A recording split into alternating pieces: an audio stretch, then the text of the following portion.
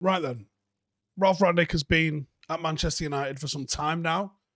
We have seen some changes. I think there's some more changes to be expected. And I want to sort of discuss what we could see from Ralf Rangnick in this 6-month little period that he's got with us until the end of the season, and potentially even talk about what we might see from him in the consultancy role once he moves on from that. But let's start with what we've seen. So what have we actually seen so far? He supposedly implemented a more structured and regimented training regime. Jury's out on that at the moment because I'm not sure 5 or 6 weeks is enough to see some massive tangible differences in training. I think it takes a little bit longer than that at the elite level for things to really start to take shape. We've seen longer training hours and we've seen the players complain about those. And maybe this shake-up is what's needed. Some of the crying and whinging from the players is just unacceptable. And the way they've spoken about it, also unacceptable. Not a big fan of the complaining. We have seen a slight change in style and a certain change in formation, which, again, I would say the jury's out on. I don't think it's been a success, but I don't think it's early enough yet to say it's an absolute failure. His most immediate change was at fullback.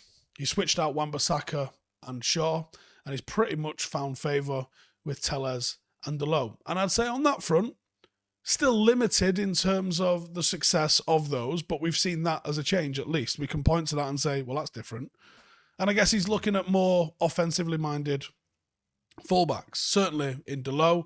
And maybe he's got a pre-existing sort of prejudice on Luke Shaw from his time before Manchester United manager. Obviously, we all saw that video of him saying that he's not a Manchester United player. Maybe that was a first impression that he's not been able to shake since he came to the club, but obviously he has played him. We know that he's got a liking for playing academy products. Alanga has been rewarded with his performances in training and now he's getting starts. We knew that he was going to try and implement a pressing style, which statistically has materialised, but I think we've all seen where we think that couldn't go, where it has gone, and I think there's two differences there in terms of output. I don't think we're anywhere near seeing what we expect to see. Players have seemingly not bought into it, which suggests that maybe he doesn't have the man management or communication skills, perhaps, of Solskjaer, and maybe he's less player-friendly than Ollie was.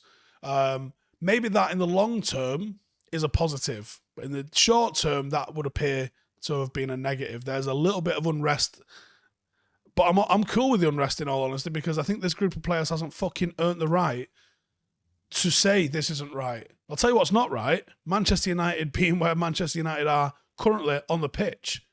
So stop fucking complaining and fix up. We have conceded fewer goals, which is a positive, but the attacking output has seemingly dried up.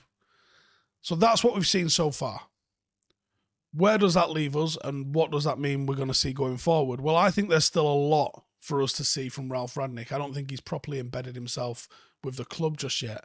There's talk that he's tried to simplify the pressing triggers following the Wolves game because players were struggling to carry it out. I think you're going to see an increase in understanding. I can't remember the name of the pattern, but there is a definite pattern for when you start doing something. You start with zero knowledge and you start to do something. Oh, I fucking get this. And your confidence in this thing, whatever it is, could be learning geography, could be riding a bike, could be anything. You've got a couple of accesses. You've got your knowledge and you've got time. And your knowledge over time, you feel like you know, oh, I'm fucking getting this. And your knowledge starts to increase. Then when you actually develop some understanding, you go, fucking, I don't know anything.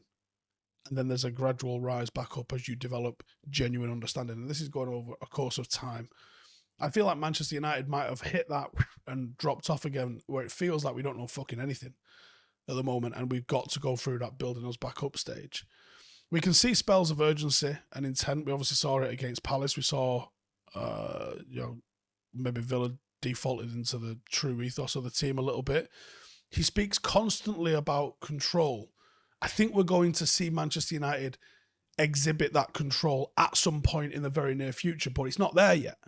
You can't comfortably say it's even close to being there yet. I think Donny van der Beek will play more. And if he doesn't, he clearly isn't good enough, because we've seen flashes of control when he's featured him. He's heaped praise on McTominay. I would expect him to be one of the first choice midfielders he's got at his disposal for the rest of the season. I think he's gradually going to weed out some of the poor mentality players and weaker players. And I think we might see him gravitate towards a diamond midfield. I think he's going to start to gravitate towards playing a couple more youngsters. But considering who's gone out on loan, I am struggling to identify which of those youngsters that might be that he brings into the squad. It could be someone on the periphery that we go, oh yeah, what about him? Didn't think about him actually.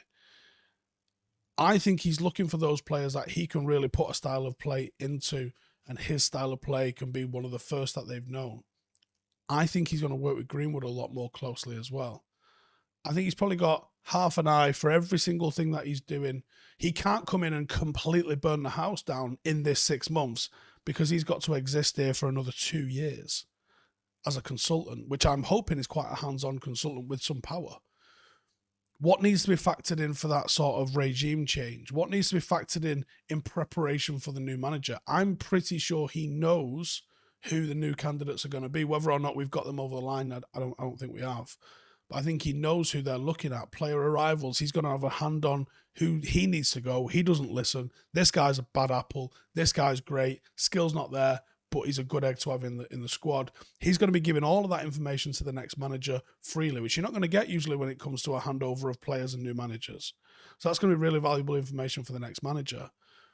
I think he's also likely scouting players that he wants to bring in the summer, because that's something that I hope and think that he's going to have a massive part to play in. I think Ralph's going to be a big part of Manchester United's transfer plans for the next 2 years. Hey, thank you for watching the video. If you are new around these parts, then don't forget to subscribe. My channel is proudly supported by my community on Patreon.